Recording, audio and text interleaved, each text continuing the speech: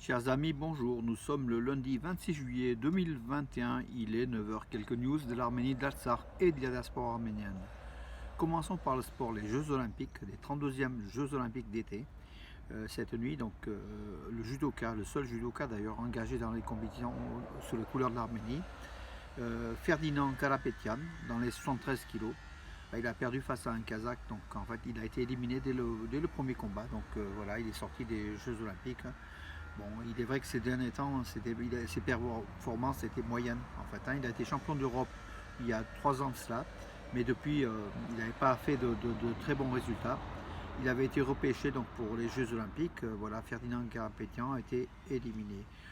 Tout à l'heure en combat en boxe, donc ça sera quand même plus sérieux, avec Kolyun Soromonian dans les 52 kilos, qui à 10h15 heure française se combattra, pour une qualification. Donc il va peut-être imiter le Rovanes Bachkov, le porte-drapeau de l'équipe nationale olympique d'Arménie, qui a été donc qualifié pour le deuxième tour, pour les deuxièmes tours de combat. Voilà, donc entre temps Armen Sarkisian bien sûr qui était donc au Japon, a suivi aussi aussi le combat de Rovanes Bachkov. Il était présent donc dans la salle. C'est un grand supporter du sport, le président Armen Sarkisian.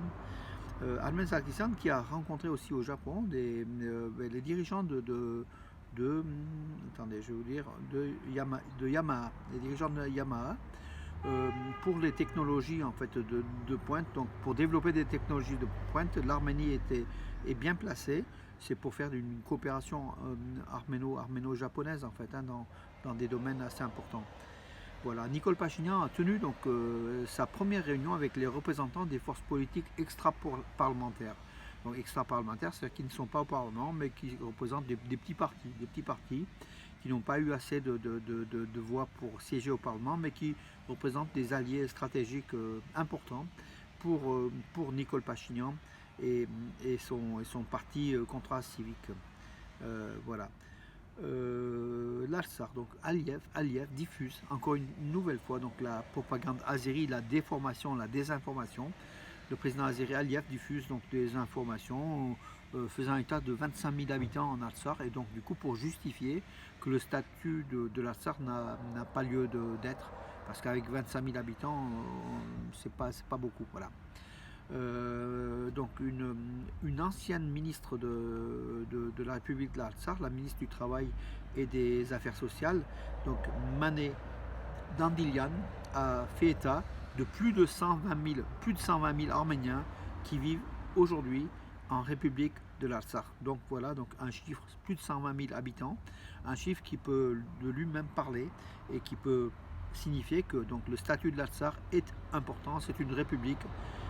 Voilà, avec plus de 120 000 habitants, voilà, et dont à peu près 20 à 22 000 qui sont toujours en Arménie, qui peuvent aussi retourner en Artsakh une fois que le statut de l'Artsakh aura été déterminé de façon définitive. En Artsakh, je suis à Stepanakert le 24 juillet, ce samedi, au complexe Valex Garden à Stepanakert, la capitale d'Artsakh, s'est tenu un concert souvenir dédié aux héros disparus lors de la dernière guerre de l'Artsakh. Voilà, donc avec de nombreux artistes qui étaient venus d'Arménie et de l'Artsakh, qui sont produits donc sur scène, notamment Arsen Safarian, le chanteur, et Datev Asatorian. Voilà. Et puis Arthur Grigorian, le producteur et compositeur, était présent. Voilà, ils ont rendu un hommage à des héros de la guerre de l'Artsakh, et puis des chansons dédiées à Stepanakert, à Gianku Goriv, Das Million Higher. De nombreuses chansons patriotiques ont été donc chantées. Voilà, mais donc la mémoire, le souvenir, c'est quelque chose d'important, et en Artsakh, donc l'Artsakh a rendu hommage, mais c'est ni le premier ni le dernier en fait, à nos martyrs de la guerre donc, de l'Artsakh. Hier, des pèlerins, de nombreux pèlerins, plus d'une centaine de pèlerins, se sont rendus au monastère d'Amaras pour la célébration de la messe et la prière pour la paix de l'État de l'Artsakh et de l'armée et de l'âme des soldats martyrs disparus. Donc c'était une grande, en plus donc la journée c'était une grande fête dans la cour du couvent en fait du monastère d'Amaras. C'était organisé par le diocèse de l'église arménienne de l'Artsakh, avec, avec artisanat, avec dégustation de produits locaux et puis donc de la musique, donc la musique entonnée par l'ensemble et le chœur Knar d'État, hein, de l'Artsakh, qui sont originaires de Mardouni en Artsakh. Voilà, donc entre donc la messe et les festivités, donc la journée a été ponctuée donc de moments agréables. Beaucoup de ces pèlerins étaient venus bien sûr de Stepanakert, mais d'autres aussi de Mardouni, de Majgalachen, le village à côté d'Amaras, hein, qui est à la frontière aujourd'hui entre l'Artsakh arménienne et l'Artsakh occupé par l'Azerbaïdjan, pas loin de Mardouni, hein, donc voilà, une très très belle initiative. Enfin, une bonne nouvelle, donc il y a 3 jours, le 23 juillet, 3 soldats arméniens avaient été blessés dans la région de Kheralkonik par des tirs azéris, par des échanges de tirs entre soldats arméniens et azéris. Bakou a affirmé qu'un soldat azéri avait été tué. Parmi les 3 blessés arméniens, donc un soldat arménien qui était grièvement blessé. Donc bonne nouvelle, il est sorti du coma. Ses jours ne sont pas en danger.